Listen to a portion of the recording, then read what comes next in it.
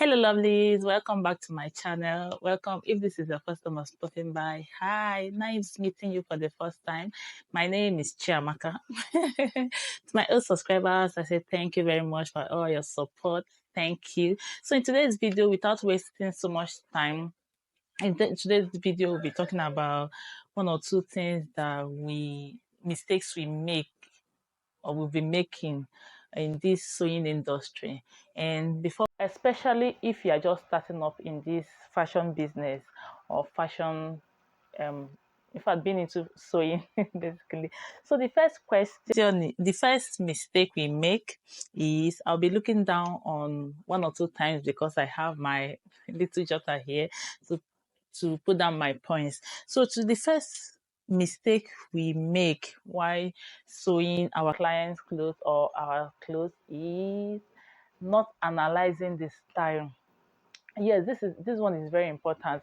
Not analyzing the style, especially when you have a new style. When you want to go into any style of any show, whether of any kind, whether you are making for adults, you're making for children, the first thing you need to do is to first of all analyze the style, especially those that you are not familiar with.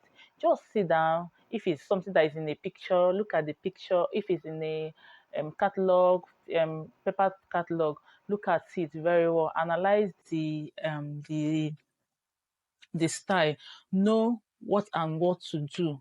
At least have a basic idea of what you're about to go into before going ahead to mark or cut or whatever you are going to do, whether you are using your pattern paper or cutting directly to the fabric. First of all, analyze the style. Very, very important. And when I mean what when I say analyze the style, I mean looking at the detail of the detail of the style. Is it going to have a round neck, a V neckline, a bishop collar, normal collar? Does it have two-step collar or just one collar? Just make sure you analyze the style. Look at it. Does it have a stylish sleeve or just normal basic sleeve? Or is it a fitted or flay or gathered? Most times or sometimes, especially when it comes to children clothes, flay and gathers looks sometimes the same, but when you look at it very well, during this process of analysis, that's when you will know that, oh, it's flay, oh, it's gathers, or plating most times doesn't have any problem. It's just that and plate gather and play.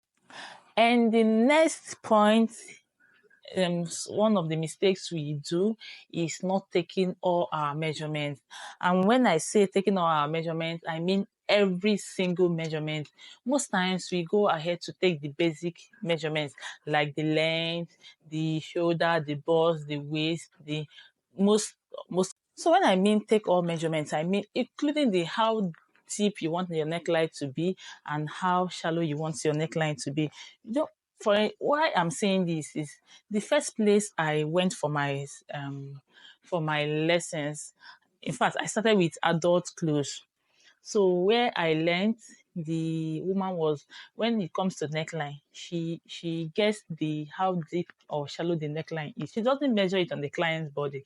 But after a while, I discovered this on my own, that whenever you are sewing, don't be afraid to take out that measurement. Let the person I don't think the person will think you are a novice by taking all measurements. In fact, take it like this clothes I'm wearing now. You can go ahead and take the measurement of the neckline. You see, we have about 4 inches there. You can just take it, then deduct half inch from it.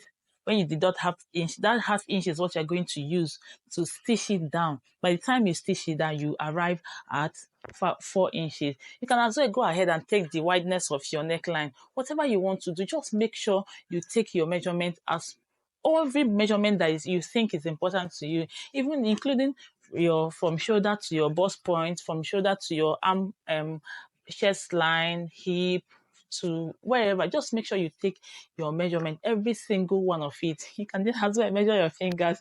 But what I'm saying is, if that measurement is going to help you in that. The next point of these mistakes we make, why on this sewing industry is the next one is not ironing while you are sewing your clothes, when you are stitching down. This one, I will tell you, is very, very important. In fact, except on a ground that there's no light, there's no means for you to iron. But if there's a means for you to iron, please go ahead and iron your clothes. It's very, very important. When you are ironing, especially your neckline areas, your armhole, those places that you turn inside out, yeah, inside out, outside in. Those places that you turn, it's very, very important that you iron them down. It keeps it in place. Top stitching most times doesn't give it that professional look, except on grounds or places that you know that, oh, this style or this thing really needs stop stitching. Apart from that, please go ahead and do what? Iron your clothes down. It's very, very important to iron down. It helps you, it makes your work neat. It helps you whenever you are stitching. Your fabric is in place. I keep holding my tape. Like your fabric is in place. You don't have to start struggling, trying to keep it, do anything around it to keep it in place. The fabric is already flat, waiting for you to please stitch me down. So very, very important. Please iron your clothes while stitching. It doesn't necessarily mean the neckline and the armhole areas. The reason for saying that is because those places are the one that has most times have um, curves on in them. So that's why I mentioned that. Please iron all your clothes. Even before cutting, you discover that the fabric is rumpled. Please iron before you cut. It will make your measurement or your cutting not to be wrong, or yes, not to be wrong, and it will be easier for you. Handling rumpled clothes is very, yes, I will tell you, it's difficult. Please make sure that you iron your clothes before stitching. So the next point for mistakes we make while sewing or in this fashion industry is not asking questions. Please, oh, please ask questions. Ask questions. Asking questions doesn't make you a novice. It's just a means of learning. Ask questions as much as you can. Ask from those people that are better than you. Is that a proper way to say it? That you feel that are better than you? Because I know that in every area there are people that are better than you, that have started before you. So ask questions from them. If you are too shy or not, if you don't want to ask from them, go to YouTube. I will tell you, in one topic there are thousands of videos on it. Go to YouTube, look for such topics, search for such topic, and watch the videos on such topic. So please ask questions. It doesn't change anything. Asking questions doesn't make you less of yourself.